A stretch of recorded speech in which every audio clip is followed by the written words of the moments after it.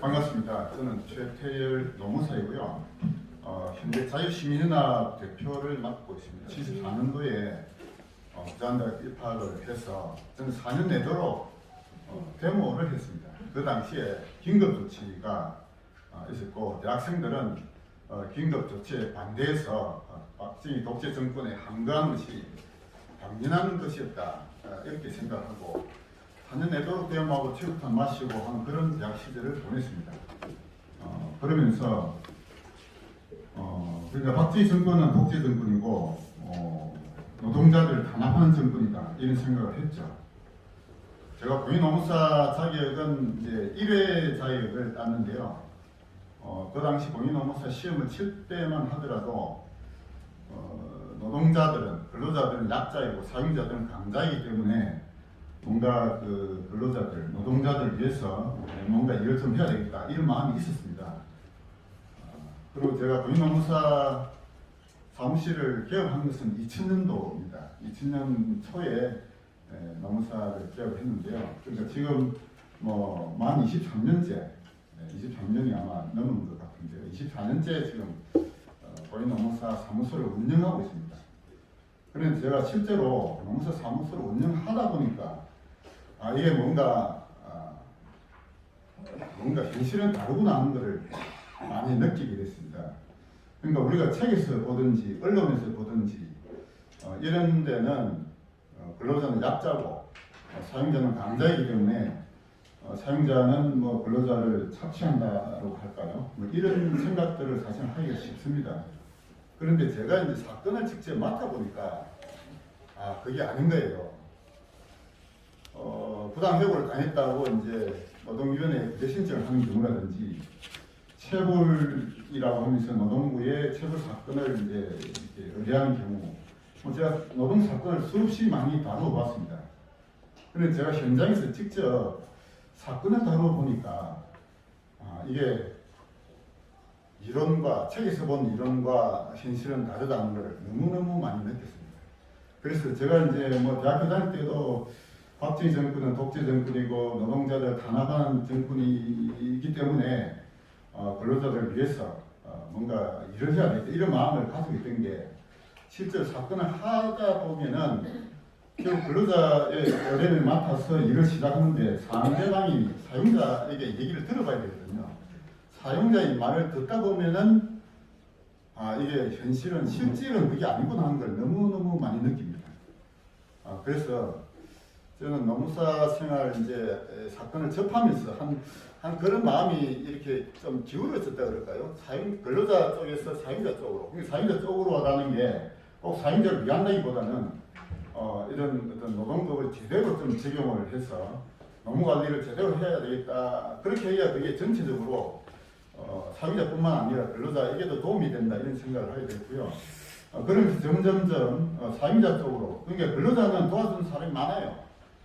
근로자는 언론도 도와주고 법원이나 검찰도 도와주고 노동부도 도와주고 모든 사람들이 다 근로자를 도와줍니다. 그런데 사용자를 도와주는 데가 잘 없어요. 언론도 사용자 안 도와주고 국회도 안 도와줘요. 그래서 사용자의 억울한 점을 제가 현장에서 많이 느끼다 보니까 그런 사용자 입장에서 제대로 된 노무 관리를 하는 게 참으로 중요하다 하는 것을 저는 현장에서 너무너무 많이 느끼고 그런 사건들 접해왔습니다.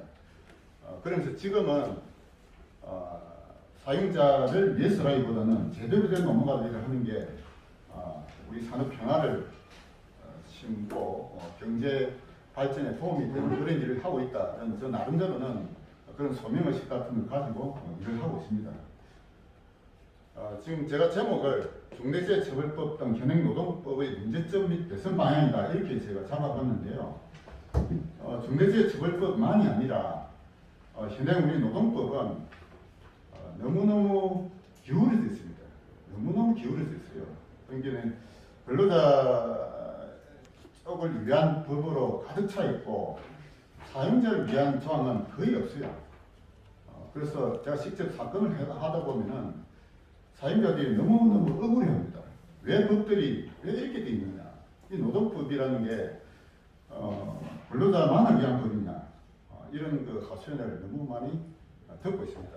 그래서 제가 이 이제 세 페이지로 요약한 이거를 하나하나 말씀 다 드릴 시간은 없고요. 핵심적인 사항만 몇 가지 말씀드려 보도록 하겠습니다. 그 두 페이지, 두 번째 페이지 노동부의 역사를 한번 보십시오. 노동법의 역사를, 그러니까 현행 우리 노동법이라는 게 노동 관련 법령이라 해가지고 공인노무사의 업무 범위에 들어가 있는 법이 굉장히 많아요. 한 40 몇 가지 법이 노동 관련 법령으로 되어 있습니다. 그런데 이런 걸 모두 통틀어가지고 노동법이라는 이름을 붙이고 있는데요. 이 노동법이 현재 현행 노동법만 봐서는 안 되고요. 노동법이 어떻게 만들어졌고 어떻게 개정되어 왔는지를 전반적인 역사적 관점을 좀 가지고 봐야 됩니다. 그런데 그런 관점을 가지고 보는 사람이 별로 없어요. 변호사분들 중에서 이 노동법을 전문적으로 하는 분들은 일부 그런 분이 계신 것으로 알고 있지만은 그걸 직접 다루고 있는 그 노동부나 또 그걸 전문적으로 하고 있는 공인노무사들이 대부분은 그런 노동법을 그런 역사적 관점으로 보고 있지 않습니다. 이미 만들어진 법에 어떻게 맞출 거냐 거기에 초점을 두고 있기 때문에 이 법이 어떻게 앞으로 개정돼야 될 건지 방향에 대해서는 전혀 얘기하고 있지 않아요. 오히려 제가 겪어보기로는 노동부나 뭐 공인노무사 또 변호사도 마찬가지죠. 노동법에 각종 규제가 많아지는 것을 오히려 반가워하고 있습니다. 왜냐하면 그만큼 규제가 많아진다는 것은 그만큼 업무 영역이 많아진다는 뜻이죠. 그러니까 인터넷 같은 데 보더라도 뭐 이 최근에 그런 것들이 많이 그 각종 노동법에 규제하는 것들이 많이 생겼거든요. 추가적으로 해마다 생깁니다.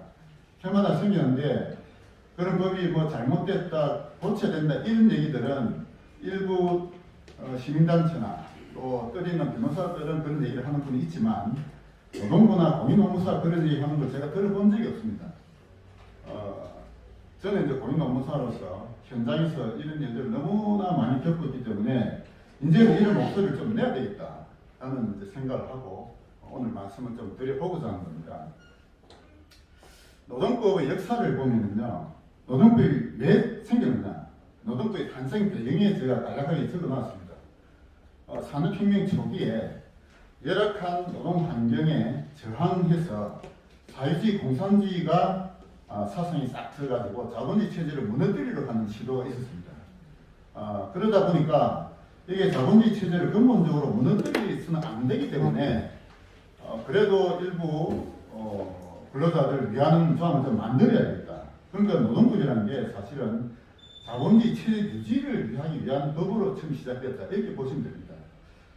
그래서 그게 처음에 만들어진 게 1802년도 영국의 공장법이라는 법이 만들어졌어요. 이때부터 그 전에 이제 우리 산업혁명 초기에 근로자들 공장에서 아주 아동 노동이나 분여자 노동이나 뭐 하루 12시간 넘는 아주 열악한 그 환경 하에서 인간다운 생활을 전혀 못하는 그런 공장 환경에 처한 것을 보고 사회주의 공산주의자들이 원래 처음에는 이제 어떤 인도주의적 관점에서 그런 좀 제대로 된 환경 개선해야 되겠다 하는 제안을 많이 했죠. 초기에는 소위 이제 공상적 사회주의자들이라고 하는 사람들이 사회주의적 관점을 가지고 어떤 그 공장을 좀 개조하자는 운동을 했었습니다. 그런데 그것만 가지고는 안 된다, 뒤집어 엎어야 된다 하고 나온 게 공산주의잖아요. 그래서 마르크스가 공산주의가 자본 체제를 뒤엎어야 이게 제대로 된다 이렇게 이제 되다 보니까 거기에 이제 자본가들이 자본주의를 지키기 위해서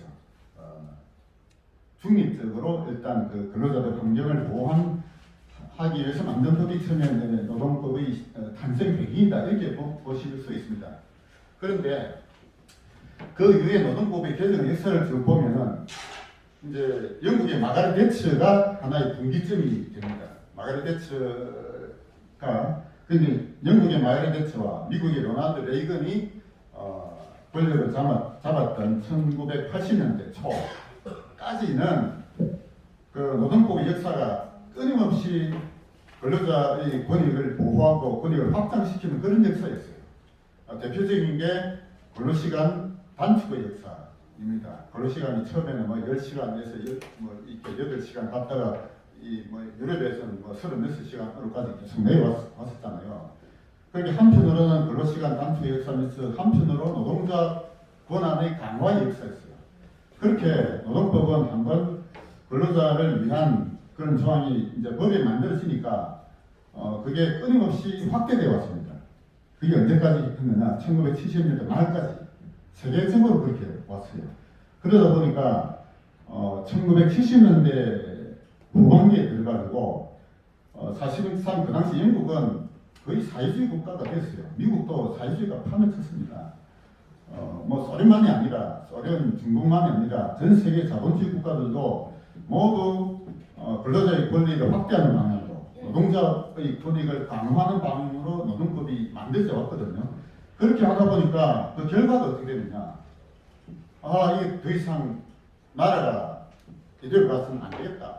거의 망할 시기까지 간 거예요. 그 대표적인 게 1979년에 영국의 불만의 겨울이라는 현상이 생겼습니다. 불만의 겨울이라는 게 그러니까 마가렛 대처가 등장하게 된 그 계기가 된데요.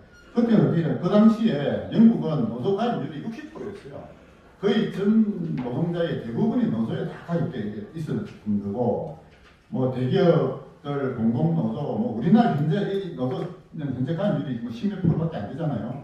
그 당시 영국의 노조 가입률이 거의 60%였어요. 그러니까 노조가 모든 정책을 좌지우지하는 그런 세상이 돼 있었습니다. 그렇게 해서 1979년 겨울에 어떤 현상이 벌어졌느냐? 일종의 공공노조들이 다 이제 총파업을 한 거죠. 총파업을 하다 보니까 길거리에 청소가 다 노조가 돼 있죠. 청소가 전혀 안 되니까 길거리가 온통 옹물이 되게 나뒹굴고, 그다음에 병원 노조가 다 파업을 하니까 병원의 환자들이 진료를 못 하는 거예요. 시체가 죽어도 그냥 병원에 그냥 죽어 나가는 거예요. 그러니까 각종 공공노조가 총파업에 들어가다 보니까 이 세상이 그냥 올 단절돼 버리고, 도저히 국민들이 이렇게 살 바에야 도저히 이건 못 살겠다. 지옥이다. 이게 그러니까 노조 천국이라는 게 근로자에게는 천국이 될지 몰라도 일반 국민들은 지옥 같은 그런 세상이 벌어졌습니다. 그게 마가렛 대처가 등장하기 직전에 영국의 상황이었어요. 그 영국의 상황, 불만의 겨울을 겪고 나서 영국 사람들이 이제 더 이상 노조하고는 안 되겠다 해서 등장시킨 인물이 바로 마가렛 대처입니다. 그래서 이 세계 노동법의 역사에서 마가렛 대처가 이전까지만 해도 노동법이 쭉 근로자의 권익을 계속 강화되어 간 역사였다가 대처부터 노동법이 새롭게 변화되기 시작했어요. 마가렛 대처, 그 다음에 미국의 로널드 레이건, 이 두 사람이 세계사를 바꾼 위대한 인물들입니다. 이 두 사람. 그러니까 이번에 윤석열 대통령이 화물연대 파업에 아주 강력하게 대응을 했잖아요. 그게 레이건 대통령의 그걸 아주 원단 그라고 보시면 됩니다. 근데 이제 레이건 대통령은 1982년도 항공관제사 노조는 그 당시에 다 공무원들이었어요. 연방 공무원이었는데 이 연방 공무원들이 불법 파업을 한 거예요. 불법 파업을 했는데 레이건 대통령이 그 불법 파업에 업무 복귀 명령을 내렸거든요. 48시간 내에 복귀하라. 이번 윤석열 대통령이 원희룡 장관 통해서 내린 업무 개시 명령하고 유사한 그런 명령을 내린 겁니다. 그래서 업무 복귀 명령을 내리는데 거기에 관제사 노조에서 90%가 불복했어요. 업무 복귀한 사람들 한 10%밖에 안 됐습니다. 그 90%를 전부 다 잘라버렸어요. 레이건 대통령이 다 잘라버렸어요. 해고를 몽땅 해고시켜버리고, 해고시킨 게 끝나는 게 아니고 그 사람들 평생 공무원을 앞으로 못한다.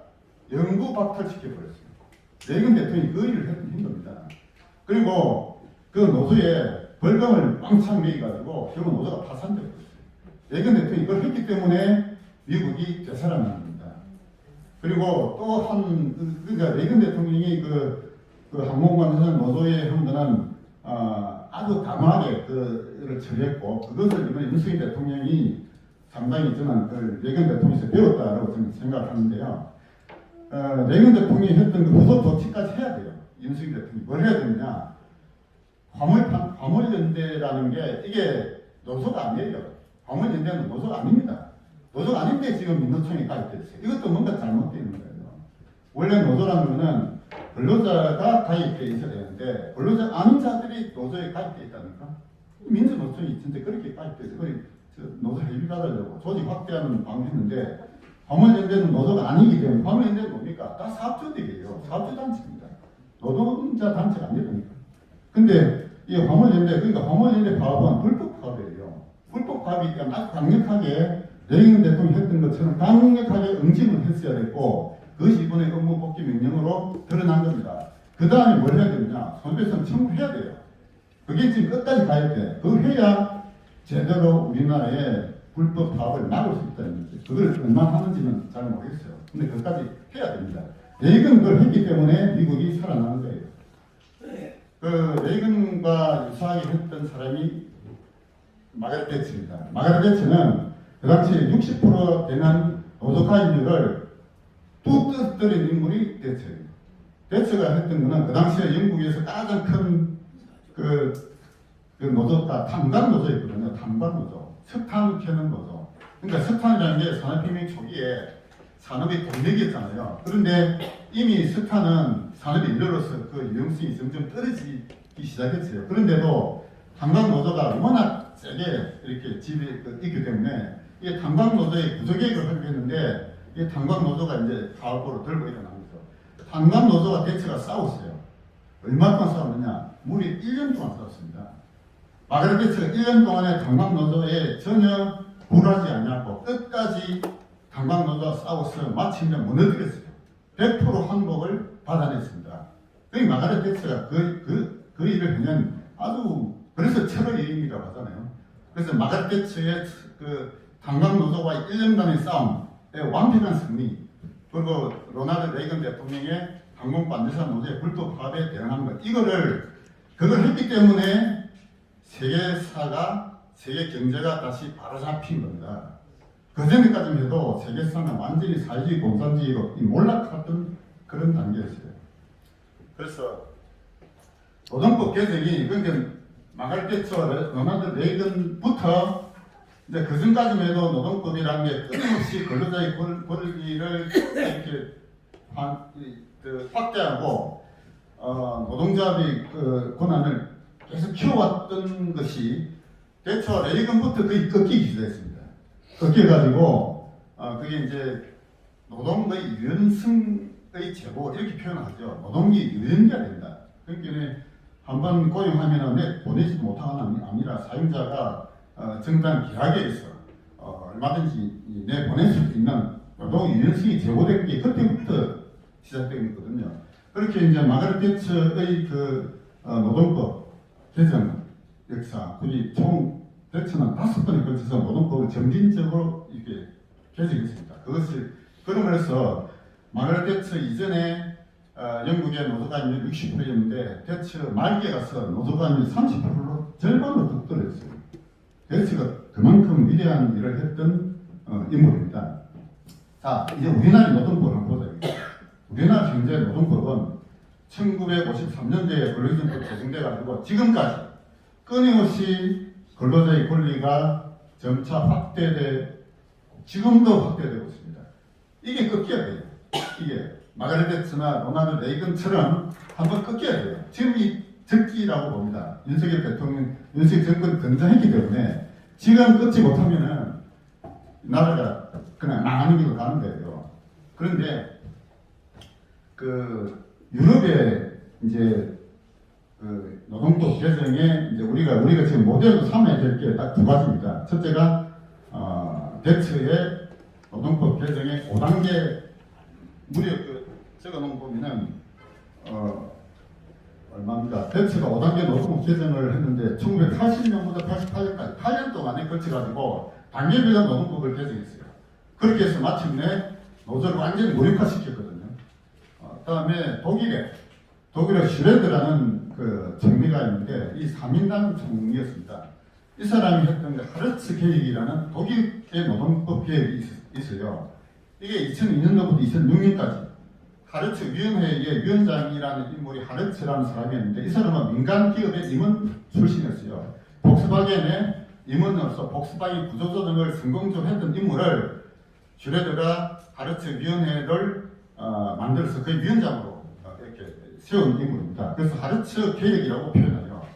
독일의 하르츠 개혁을 통해서 독일 노동법도 개정됐습니다. 이렇게 근로자의 분위기가 커진 것을 이제 꺾였습니다. 이게 이제 우리나라도 이제 도입돼야 될 시기가 된 거예요. 지금부터 자 우리 제 4번 한번 보겠습니다. 4번 한국노동법 현안. 우리 한국노동법은 노동법은 지금 우리 노동법은 어떻게 되어 있느냐? 산업혁명 초기의 시각을 아직도 벗어나지 못하고 있습니다. 우리 노동법을 이렇게 근본적인 시각. 자, 첫째가 뭐냐? 취급 기준 임금 결정 방식이에요. 우리 그 임금 생산직이나 근로자는 다 지금 근로계획서 써서 임금을 결정하는데 이 기준이 뭐냐? 시급입니다. 시급. 예? 사무직도 다 시급으로 결정하도록 되어 있어요. 예를 들어서 한 달에 500만 원 받는 월급을 받는 사무직이 있는데 이 사람의 월급이 뭘로 기준이냐? 시급 기준이에요. 그래서 시급이 지금 현재 최저임금 때문에 그래 된 시급이 10,000원이다, 50,000원이다, 100,000원이다. 이 사람이 예를 들어서 연장근로 한다, 연차수당 계산한다. 전부 시급으로 계산 다 해가지고 계산으로 이게 있어요. 그래서 시급 기준으로 임금 결정하는 방식, 이게 과거에 이미 낡아 빠진 방식이 될 겁니다. 이걸 바꿔야 돼요. 지금 우리 그 임금, 그러니까 근로자가 받는 보수가 뭐로 결정되느냐? 그 사람의 능력과 생산성에 의해서 결정돼야 되잖아요. 처음에 근로계약할 때 이 사람이 어느 정도 능력이 되겠다. 월급을 얼마 정한다. 예를 들어서 한 달에 200만 원짜리다, 300만 원짜리다, 500만 원짜리다. 어떻게 정합니까? 그 사람의 경력이나 이런 걸 보고 이 사람이 그 정도의 생산성이 있을 것이다고 이렇게 미리 판단하기 때문에 그 월급을 정하잖아요. 그런데 제가 최근에 사례를 하나 들려드릴게요. 제가 지금 실제 하고 있는 사건이에요. 연봉 5,500만 원짜리 계약을 했습니다. 연봉 5,500만 원짜리 계약을 했는데 이 사람이 어느 정도 일을 해낼 거라고 기대된 거죠. 그런데 일을 시켜보니까 전혀 일이 안 되는 거예요. 연봉 5,500이 아니라 한 달에 200만 원도 주기 아까운 사람이야. 네? 자, 이 사람이 이제 한번 그렇게 계약을 해놓으니까 어떻게 합니까? 우리 현재 노동법은 임금을 깎을 수가 없어요. 첫째, 한번 정해놓으면 임금 못 깎습니다. 다음에 이 사람 내보낼 수 있느냐? 못 내보내요. 어떻게 할 거냐? 그러니까 이 사람을 데리고 며칠 써보고 했는데 도저히 안 되겠는 거야. 도저히 이 사람은 5,500, 연봉 5,500짜리가 아니라 연봉 2,000만 원도 아까운 사람이야. 진짜 써보니까 그렇다. 그래서 이제 이 사람 어떻게 이제 사업주는 내보내야 되는데 내보낼 방법이 없는 거예요. 내보내려니까 이제 같이 일하는 사람에게 이제 이 평가를 내리십니다. 자, 여러 인사고과 같이 항목을 정해가지고 같이 일하는 사람한테 이 사람 평가해 보니까 전부 다 차점, 빵점을 준 거야. 같이 일해보니까 알잖아요. 근데 본인에게 자기 고과를 매기보니까 전부 다 만점 준 거야. 진짜. 어떻게 내보냈냐 이거예요. 마침 그 회사가 오인이 안 되는 사업장이었어요. 상시 근로자 오인면, 상시 근로자 오인을 넘으면은 실질적으로 못 내보냅니다. 그리고 돈은 계속 최초 약속했던 연봉 5,500원 다 줘야 돼요. 이게 현재 우리 노동법이라니까. 과연 이 법이 타당하냐 이겁니다. 네?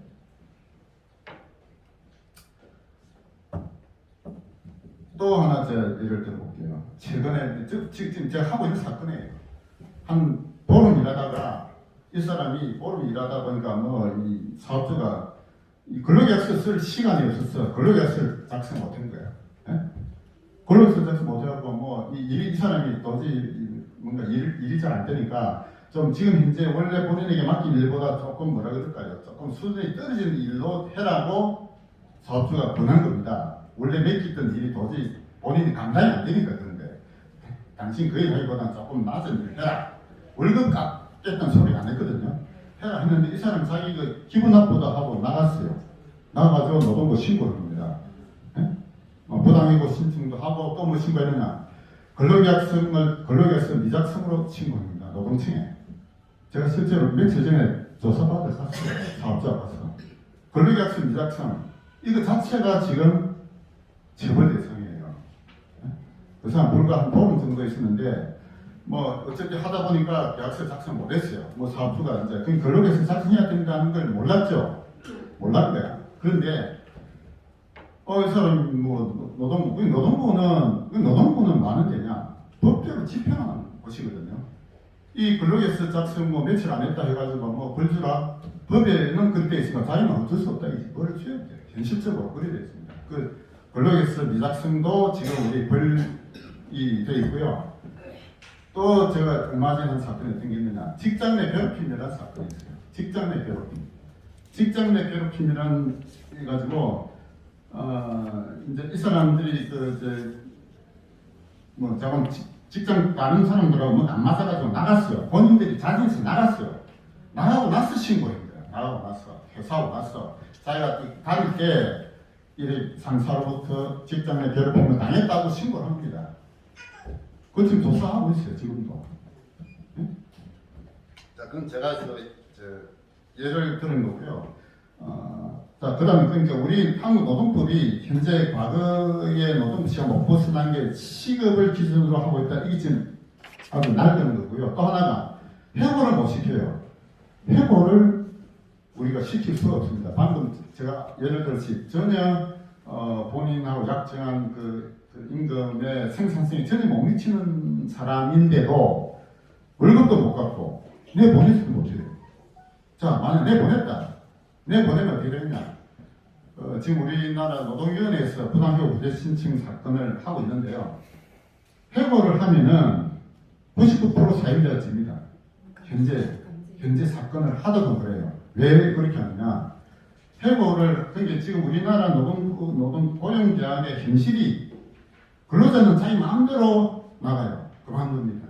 자기 마음대로. 예를 들어서 뭐 근로계약 생활도 근로자는 자기가 월급 딱 받고 다음날부터 안 나오는 사람이 어마어마하게 많아요. 말도 안 하면 안 나오는 사람 많다니까요. 자, 그러면 사업자는 어떻게 해야 됩니까? 그 사람 때문에 뭔가 일이 연기가 안 되잖아요. 인수인계를 제대로 해놓고 가야 되는데 마무리도 안 하고 그냥 돈만 월급 받고 안 나오는 거야. 그럼 사업자는 그 근로자를 대신할 새로운 사람을 이제 새로 채용해야 되고 어쨌든 제대로 일이 돌아가려면은 사업자 여러 가지 신경을 많이 쓸 수밖에 없습니다. 근데 거기에 대해서 뭐 할 방법이 없어요. 이론적으로는 가능합니다. 이론적으로는 그 근로자가 고용계약을 유지하지 아니하고 일방적으로 나갔기 때문에 그로 인해서 사업자가 입은 손해, 물질적 손해와 정신적 손해배상 청구는 할 수 있어요. 할 수 있어요. 이론상. 근데 그 한 사유자 거의 없습니다. 왜? 실익이 없는 거야. 실익이. 네? 내가 입은 손해를 금액으로 이렇게 명시를 하고 그걸 또 증빙자료를 붙여야 되고 그 내가 입은 손해에 대해서 그 근로자의 책임을 또 이렇게 몇 프로 부과를 해야 돼요. 그 본인이 뭐 다 못하니까 공무원 변호사 맡기면 그 비용이 더 많이 드는 거야. 그러니까 안 합니다. 실제로는. 그냥 막 아이고 들어봐라 하고 막 넘어가는 거예요. 그게. 근데 근로자는 자기 마음대로 고용계약 해지를 할 수 있는데 사용자는 고용계약 해지할 수 있느냐? 절대 못합니다. 고용계약 해지를 하면은 아무리 마음에 안 드는 게 지금 그 업무 능력이 떨어졌다는 거 갖고 고용 해지가 안 돼요. 그 이유가 안 돼. 다음에 동료들하고 뭐 싸웠다. 이것도 안 돼요. 고용하고 싸웠다. 이것도 안 돼요. 사용자의 지시를 잘 이해 못해. 이것도 안 돼요. 해고를 못 시킨다니까. 해고시킬 수 있는 유일한 건 뭐냐? 누가 봐도 저놈은 지켜야 된다. 이 정도 나쁜 짓 해야 해고돼요. 그게 해고는 살인자 하는 말로 지금 얘기할 수 있는데요. 노동부나 노동위원회나 어떻게 보느냐? 해고는 근로자의 생계를 박탈하는 살인적 행위다 이렇게 보고 있어요. 실제로 보고 있다니까. 그러니까 웬만한 잘못해가지고는 해고시킬 수 없습니다. 현재. 그래서 해고 당했다. 그러니까 제가 이 노무사 24년째 현재 하고 있는데요. 제가 해고 사건 얼마나 많이 해봤겠습니까? 제가 부당 해고 사건의 한 대부분의 근로자들이 내가 사업주라도 다 잘라고 자르고 싶은 사람이에요. 실제로. 그런데도 노동위에 가면 다 친다니까요. 사임자가 치게 돼 있어요. 지금. 왜? 해고는 근로자의 생계를 박탈하는 아주 살인과 같은 행위라고 보고 있기 때문에 그런 거예요. 근데 현실은 어때요? 그만두고 나가도 자기 눈높이만 조금 맞추면 얼마든지 일자리 찾을 수 있거든요. 외국인들 보세요. 대한민국에 천국이잖아. 예? 동남아 사람들이 우리나라 오려고 그런 난리를 치고 샀는데 이런 거 일하기 좋은 세상이 없다니까요. 그런데도 해고는 살인이다. 해고는 근로자 생계를 박탈하는 저는 하면 안 된다고 지금 노동위원회 그렇게 하고 있다. 뭐부터 그렇게 하고 있다니까요. 이 잘못된 판단 이게 고쳐야 돼요. 지금 이 노동법이 지금 이렇게 지금 운영이 되고 있습니다. 그래서 이제는 우리 노동법도 대처와 레이건, 대처와 슈레더의 노동개혁 그거를 우리가 받아서 이제 개정을 해야 돼요. 자, 개정 방향에 대해서 말씀드리고 있습니다. 자, 마지막 페이지 보세요. 자, 노동법을 어떻게 바꿀 거냐? 제가 하는 얘기 같이 하는 사람은 저는 들어본 적이 없습니다. 저는 노동법을 가지고 지금도 먹고 사는 사람인데요. 노동법이 어떻게 바뀌어야 되느냐? 제가 주장하는 건 딱 하나예요. 노동법에 있는 각종 형사처벌조항 다 없애야겠어요. 네? 형사처벌조항 이건 없으면 돼요. 노동법에 우리나라 현재 노동 관련 법이 한 40몇 개가 있는데 거기에 보면은 온갖 형사처벌조항이 어마어마하게 들어가 있습니다. 사업주들이 그거 알면은 진짜 잠 못 잘 정도예요. 걸면 다 걸린다니까. 이 장사하는 사람들 불러가지고 걸면은 걸리기 한두 가지 아니에요. 이 눈에 보이는 이 사업주들 걸면 다 걸려요. 걸면 그 노동법이 그런 데 있어요. 그래서 그 전부 다 형사처벌 조항이 있습니다. 벌금, 다음에 징역 이렇게 돼 있어요. 이게 국가가 기업에 깊숙하게 개입돼 있어요. 이걸 이제 꺼내야 되겠지. 국가가 개입하는 범위, 법에 의해서 개입하는 범위, 이게 어디까지 할 것이냐. 지금은 너무 깊게 들어와 있어요. 그래서 이거를 꺼내야 됩니다. 이제는 기업의 내부에서 근로자와 사용자 간의 자유로운 계약에 의해서 하도록 놔두는 이제. 예? 과거에 공장의 산업혁명 초기에는 정말로 인간 같지 못한 환경 하에서 진짜 아주 열악한 환경에 하다 보니까 그랬는데, 그래서 법이 필요했는데 지금은 그런 세상이 이미 아니에요. 제가 겪어본 사용자 중에 근로자를 피해놓고 착취해야 되겠다 이런 마음 꾼 사람은 한 명도 만나본 적이 없습니다. 사용자는 다 어떤 마음이냐, 내와 유사한 다른 회사 때보다도 내가 하나라도 잘해주고 싶다는 마음을 가지고 있어요. 잘해줘야 좋은 근로자를 오랫동안 확보할 거 아닙니까? 일 잘하는 근로자 내보내고 싶은 사람 아무도 없다니까요. 근로자, 내가 월급 주는 근로자가 우리 회사에 와서 정말로 인간답게 살면서 우리 회사와 함께 성장하고 함께 노력하고 회사 키우자. 다 그런 마음들이에요. 그런데 거기에 노동법이 개입해가지고 당사자 간에는 아무 문제가 없는 것을 법이 개입해가지고 온갖 처벌조항이 지금 어마어마하게 들어있습니다. 노동법에. 이게 다 없어야 돼요. 그래서 법을 좋아하면은 안 되는 능력이 있잖아요. 전 대표적으로 어떤 능력이 있느냐. 첫째가 가정입니다. 가정에 법이 너무 개입하면 가정이 깨져요. 네? 부부와 부모 자식 간에 법대로 하자. 이거는 깨자는 얘기잖아요. 네? 부부나 가정생활에 법이 개입되면 안 돼요. 한계를 가지고 법은 가능하면 개입하지 말아야 돼요. 기업도 마찬가지입니다. 기업도 법이 개입하는 걸 이제 막자야지. 네? 이제는 막아도 되는 그런 시대가 됐어요. 그래서 이제는 노동법의 개정 방향이 어디로 가야 되느냐? 각종 형사처벌조항 다 없애줘야지. 싹 다. 네? 싹 다. 자, 그러면 세상이 갑자기 혼란스러워지나? 아닙니다. 당사자 간에 아주 자연스럽게 새로운 질서가 만들어질 거라고 저는 생각해요. 자, 그러면 형사처벌장이 없어지면 어떻게 될까요? 노동부가 필요가 없어집니다. 노동부가 필요 없어져요. 이게 공무원을 줄이는 길이라 저는 그렇게 봅니다. 공무원은 우리나라에 얼마나 많아요. 예? 이 문재인 정부 들어서가지고 공무원이 어마어마하게 늘었잖아요. 공무원을 없애는 방법은 뭐냐? 형사처벌조항만 없애면 됩니다. 형사처벌조항이 뭐냐? 국가가 강제로 개입한 거거든요. 그래서 방향을 이제 윤석열 정권이 들었기 때문에 이제는 이제 노동법도 이제 대체와 대의금 같이 이제는 노동법도 이제 꺾여져야 돼요. 노동 근로자의 권리가 확대되어가는 끊임없이 확대되어 왔거든요. 지금까지. 그걸 이제 꺾어지고 노동자의 권한도 축소시키는 방향으로 가야 되는데 그 방향이 뭐냐? 정부의 개입을 없애는 방향입니다. 정부 개입하지 말아야지. 형사처벌장 없애야 됩니다. 형사처벌장 없애도 얼마든지 평화로운 질서가 저는 만들어질 수 있다고 봅니다. 그래서 그것이 제가 주장하는 방향이에요. 저는 그 방향을 제 책에 썼습니다. 제가 책을 1년 전에 썼어요. 이 책이 제가 쓴 책입니다. 제목이 상식을 지배하라 이런 제목인데요. 상식을 지배하라 이 제목은 왜 그렇게 했냐면은 그 우리 윤석열 대통령이 뭐 상식을 중시하잖아요. 상식 좋은 말인데 잘못된 상식이 우리가 참고로 많다 이겁니다. 잘못된 상식. 네? 우리가 알고 있다고 하는 상식 중에서 잘못된 상식을 제가 이 책에서 10가지를 제시했습니다. 대부분은 우리 역사에 관한 상식입니다. 우리 역사.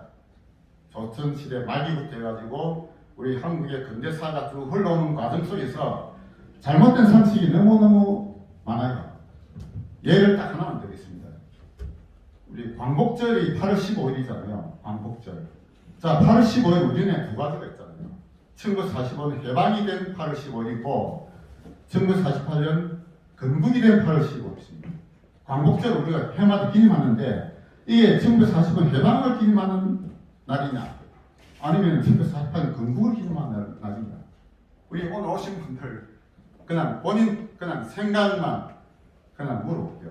1945년 해방을 기념하는 날이라고 생각하시는 분 한번 손 들어보세요. 자, 1945년 해방 기념이 광복절이다. 예. 자, 손 내리시고. 1948년 건국을 기념하는 날이다. 생각하시는 분. 자, 내리시고. 자, 이제 제가 그 전에 다른 모임에서 몇 번 그런 얘기 했기 때문에 그 말 들은 분 계세요 모르겠는데, 광복절은 원래 1948년 건국을 기념하는 날이었어요. 원래. 예? 왜냐? 광복이라는 건 어떤 뜻이냐? 독립을 기념하는, 그건 광복이라는 다시 말해 독립입니다. 독립기념일이라고 보시면 돼요. 독립기념일. 그러니까 우리나라 독립운동사, 독립군들이 광복을 하자 하면 독립하자는 뜻이었거든요. 1945년 해방됐다고 해서 독립됐느냐? 아니에요. 3년간 미군정 시기를 거쳤잖아요. 4년 동안은 우리가 독립되지 않았습니다. 3년 지나고 나서 1948년도에 대한민국이 건국됨으로써 비로소 독립된 거예요. 우리 스스로 나라를 만들었기 때문에. 그래서 광복절은 원래 1948년 건국을 기념한 날이었습니다. 원래 그랬어요. 그런데 이게 언젠가 1945년을 기념한 날로 바뀌었죠. 지금 보면 언론도 그렇게 얘기하고 정부도 얘기하고 잘못된 거예요. 이 잘못된 상식이 대표적인 예입니다. 그런데 이거 말고도 우리가 잘못된 상식이 많아요.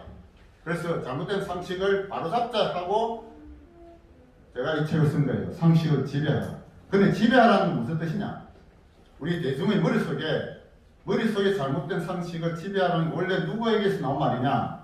좌파에게서 나온 말이에요. 좌파의 진취전의 구호입니다. 좌파의 진취전. 좌파의 진취전. 그런 말 들어보셨죠? 이탈리아 공산당의 창시자로 볼 수 있는 그람시라는 인물이 있는데 이 그람시가 제시했던 게 바로 진취전이라는 개념이에요. 좌파 권력을 장악하는 건 두 가지입니다. 첫째가 기동전, 둘째가 진취전이에요. 기동전은 뭐냐? 물리적으로 뒤집 없는 거예요. 그러니까 레닌이 했던 러시아 혁명 딱 기동전이고 마오쩌둥이 했던 것도 기동전, 김일성도 기동전, 베트남도 기동전이었어요. 기동전은 군사력으로 뒤집 없는 기동전이에요. 그런데 발달된 자본주의 국가에서 기동전은 다 실패했단 말이에요. 그래서 발달된 자본주의 국가에서 이걸 뒤집어놓는 방법이 뭐냐? 이 진취전. 이게 그람시가 제시했던 거. 그 그람시가 제시한 진짜 가장 성공한 나라가 어디냐? 바로 이 대한민국이에요. 이 대한민국이 진짜이 가장 성공한 나라예요. 이게. 그러니까 이 진짜는 뭐냐? 대중의 사고를 지배하는 겁니다. 잘못된 상식을 심어주는 게 이게 진짜잖아요. 그래서 우리 대중에게 잘못된 상식이 너무너무 많아요. 우리가 상식으로 윤석열 대통령이 상식을 강조하는 건 좋은데 그러면 잘못된 상식 바로 잡아야 돼요. 그래서 바로 잡아야 된다고 제가 이 책을 쓴 겁니다. 상식을 지배하라. 우리가 알고 있는 잘못된 상식 10가지를 제가 이 책에 썼고요. 이 책의 5부에 노동법 개정 방향도 제가 쓴 게 있습니다. 노동법도 이렇게 바뀌어야 됩니다. 바뀌어야 되는 것 중에 가장 방향이 뭐냐? 정부가 개입하는 것을 없애버리지. 형사처벌상을 철폐하라. 자, 그러면 노동부가 거의 필요가 없습니다. 노동부만이 아니라 다른 분야에도 정부가 개입하는 게 아마 어마어마하게 많을 거예요. 그 각 분야의 전문가들도 이제는 자기의 업무 영역을 지키고 확대하려고 하지 말고 잘못된 국가 개입을 이제는 막아야 된다는 거죠. 그런 방향으로 법이 개정되면은 공무원이 대폭 줄어듭니다. 100만 공무원이 50만, 30만 줄어들어야 돼요. 우리나라도. 자, 그러면 그 줄어든 능력에 누가 있느냐? 민간이 새로운 질서를 형성해요. 그런 방향으로 우리나라가 바로 잡혀야 된다. 그죠? 저는 그거를 꿈꾸고 있습니다. 그래서 그게 제가 이제 그 조경태 얘기 한마디만 좀 하고 거의 좀 마치가 싶은데요. 조경태가 어젠가 고성국 TV에 나와가지고 이번에 뭡니까 국민의힘 대표 출마하는 거 얘기하죠. 저는 조경태 뭐 별로 안 좋아했어요. 근데 고성국이하고 대담한 거 들어보니까 아니 조경태 괜찮네 라는 생각을 했습니다. 조경태가 제시한 게 3패 공약을 했어요. 3패 세 가지 패자가 있어요. 자, 첫째 뭐냐? 국회의원 줄이자. 국회의원 수 줄이자. 그러니까 지금 300명 되는데 한 100명 들어가 한 200명 정도 만들자. 이게 조경태 얘기했는데 무슨 당장 안 되니까 비례대표가 없어지자. 조경태가 주장하더라고. 참 좋은 주장이다. 저는 그렇게 봐줬습니다. 자, 두 번째 또 주장이 뭐냐? 국회의원 특혜 없애자. 면책특권, 불체포 특권 있잖아요. 그러니까 김익겸이 이놈 새끼가 온갖 거짓말 해도 안 잡히가잖아. 국회의원 특권 때문에요. 국회의원 특권은 다 폐지했다. 조경태 그런 얘기 하더라니까. 진짜 참 좋은데. 또 하나가 뭔 이야기야? 정당 보조금 없애자. 그 얘기 하더라고. 정당 국고 보조금. 이게 1년에 수백억씩 정당이 들어가거든요. 이거 국민 세금이잖아. 내가 내 세금이 그렇거든. 이거 다 없앴자. 야, 조용히 대단하다 이런 생각을 했습니다. 그리고 마지막에 행각이 있는데 저는 그게 더 중요한데 당대표 공천권 없애자. 나 그 소리 또 진짜 박수 쳤어요. 당대표 공천권 없애자. 지금 국민의힘의 당대표 지금 하려고 뭐 여러 명 나오잖아요. 뭐 김기현이 뭐 나오는데 욕심이 뭐냐? 공천권 질라고 거예요. 그거는 여당도 야당도 마찬가지입니다. 우리나라의 정당이 저렇게 개떡같이 되는 이유가 당 대표 7세들이 공천권 지원이 되는 거예요. 그러니까 국회의원 되려는 사람이 전부 다 그걸로 줄 서잖아요.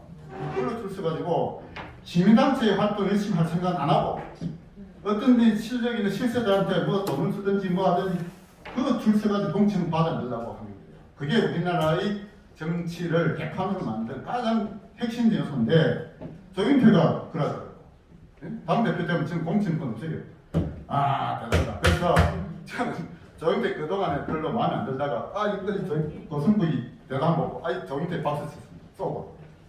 그래서 조경태 이번에 뭐 당대표 되지는 안 하겠지만 우리가 부산에서는 좀 조경태 좀 지지해야 되겠다 이런 마음을 저는 좀 먹었어요.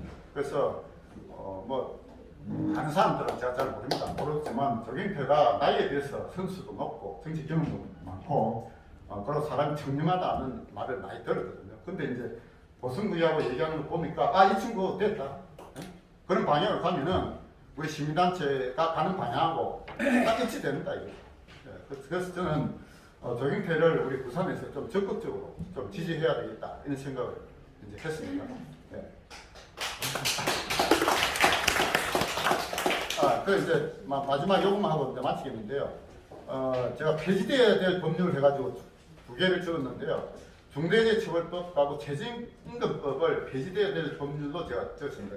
그 밑에는 개별적 근로관계법 문제점에 대해서는 항목도 많고 하기 때문에 그건 그냥 보시는 걸 하고 최저임금법에 대해서 이제 말하는 걸 하고 이제 마치겠는데요.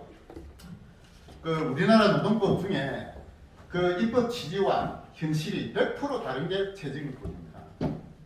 최저임금법처럼 그 중대재해처벌법은 완전히 진짜 개떡 같은 법이 돼가지고 이 법에 동의해 준 그 당시 국민의힘 지도부가 이놈들이 정신이 없는 놈들이에요.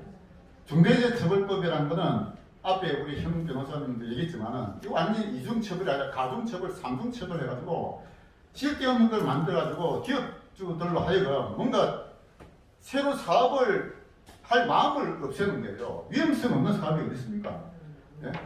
좀 하다가 그리고 이 중대재해처벌법이라는 게 원래 입법 취지라는 거는 산재를 예방하자는 게 입법 취지거든요.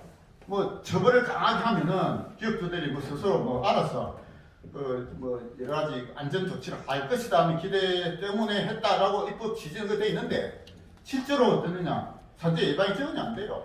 사고는 일어납니다. 사고는 일어나게 돼 있어요. 산재 사고의 대부분은 기업주 잘못이 아니라 근로자의 잘못으로 발생해요. 대부분 그렇습니다. 그런데 산재 사고 발생하고 사망 사고 발생하면 무조건 사업주 처벌 강하게 하겠다는 게 있으면 중대재해처벌법이기 때문에 이 법은 없애야 되는 법이에요. 이 법 없애야 돼요. 중대재해처벌법. 근데 이 법을 없애면 어떻게 되느냐? 총선에서 국민의힘이 절반 넘는 게 당선돼야지. 그래서 총선이 있는 중요한 겁니다. 최저임금법에 대해서 이제 마지막 말씀드리고 이제 내려갈 건데요. 최저임금법의 입법 취지는 뭐냐? 가장 열악한 상태에 있는 근로자들에게 최저 생활을 보장해 주고자 만든 법이 최저임금법이에요. 네? 가장 열악한 상태. 그런데 현실은 어떻게 되느냐? 최저임금법 때문에 가장 열악한 있는 상태에 있는 근로자를 취업이 안 돼요. 뭐 들어가야 뭐 빠를 거잖아요. 대표적인 인물이 지금 20대 이제 대학 졸업한 아들, 알바 자리가 없답니까? 그리고 65세 이상 노인들 자리가 없어요. 네? 최저임금 때문에 일자리가 없어요. 그 최저임금법은 현실적으로 어떻게 되어 있느냐?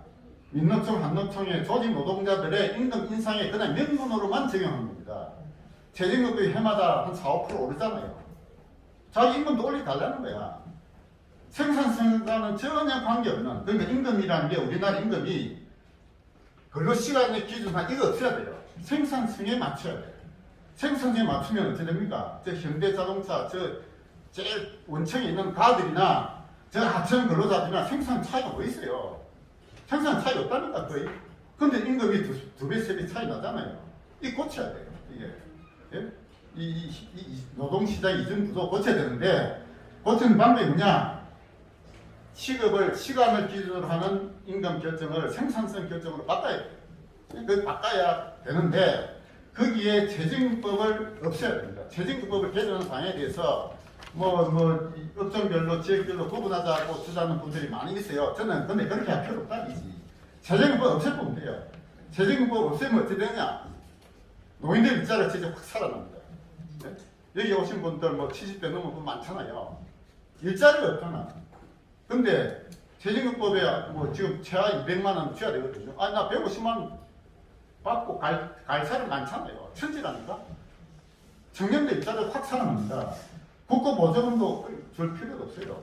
최저임금법이 생긴 거는 근로자 최저 생계가 유지돼야 되는 가장 열악한 근로자들 보호하기 위해서 만들었다고 하는데 현실은 전혀 반대입니다. 그 가장 열악한 있는 근로자들의 일자리가 없애는 가장 그 법이 최저임금법이에요. 그리고 최저임금법이 우리나라에서 어떻게 됐냐? 외국인 천국을 만든 법이에요. 동남아 애들 와서 우리가 최저임금 해가지고 연장 야당하면은 한 대 3, 400 끌어간다니까. 여기서 몇 년 근무하면 전화를 하면 재벌 되는 거야. 이런 짓을 이 최저임금법 때문에 지금 하고 있단 말이에요. 그래서 중대재해처벌법, 최저임금법이 없어야 됩니다. 폐지돼야 되고 근로기준법도 보면은 근로자에게 너무너무 치우친 법조항도 싹 바꿔야 돼요. 그런데 그렇게 하려면 어떻게 되느냐? 총선에서 국회의원을 잘 뽑아야 돼요. 그래서 총선이 아주 중요합니다. 내년에 이제 1년밖에 안 남았는데 내년에 1년밖에 안 남은 총선에서 제대로 된 국회의원 뽑자. 물론 불경에서 민주당 없애고 국민은 다 돼야 돼요. 그러나 국민의 국회의원 중에도 제대로 된 인물이 과연 몇 명이나 있나 이거죠. 싹 가르쳐야 돼요. 싹 가르쳐야 돼요. 가르쳐야 되는데 그걸 누가 할 거냐? 그걸 저희 자유시민연합이 한번 해보겠다는 겁니다. 저희 자유시민연합이 여기에 오늘 이제 이게 우리 한변 부산지부와 저희가 공동 주최하고 있는데요. 이런 세미나를 앞으로 매월 한 번씩 개최할 예정입니다. 그래서 이 우리 그 우파 국민들도 뭐 제대로 좀 공부를 아셔야 돼요. 알아야 되기 때문에 책을 보고 토론도 하고 이렇게 해야 됩니다. 그리고 우리 자유시민연합에 조직으로 뭉쳐야 돼요. 개인적으로 흩어져가지고 아무 힘이 없어요. 그래서 올해 저희가 자유시민 부산연합에서 후보 추천위원회를 지금 구성했거든요. 원래 미촉식을 일찍 하려 했는데 좀 늦게 오신 분이니까 나중에 할 건데 어쨌든 자유시민연합의 국회의원 후보 추천위원들이 모여가지고 부산의 18개 선거구에 우리 시민들이 있는 후보를 이렇게 추천할 겁니다. 근데 우리가 아무리 추천한다 해도 국민의힘에서 안 받으면 끝이잖아요. 받아주기 하려면 뭐 해야 되느냐? 우리의 인원수가 많아야 돼요. 회원이 많아야 됩니다. 그래서 오늘 이 오신 분들도 저희 자유시민이나 우리 그 회원까지 신청서 드리는데 신청 안 쓰신 분은 신청 회원으로 좀 가입해 주세요. 가입했는데 우리는 그냥 명단만 가지면 안 돼요. 회비가 그다지 해야 돼요. 회비는 월 10,000원 이상 내는 분은 정회원, 1,000원 이상 내는 분은 준회원 이렇게 해놨거든요. 그래서 본인이 자기 마음과 능력에 따라서 얼마든지 1,000원 이상 하면 됩니다. 월 회비를 꼬박꼬박 내는 회원이 많아져야 그걸 저희는 목표를 올해 말까지 우리는 부산에서 10,000명 모집하자. 이게 목표입니다. 올해 우리 자유시민연합 회원이 10,000명이 되면은 우리가 지지하고 이 추천한 후보를 국회의원 국민의힘에 공천받게 해달라 이거죠. 우리가 그런 압력단체가 한번 돼보자 이런 뜻을 가지고 있습니다. 이상 마치겠습니다.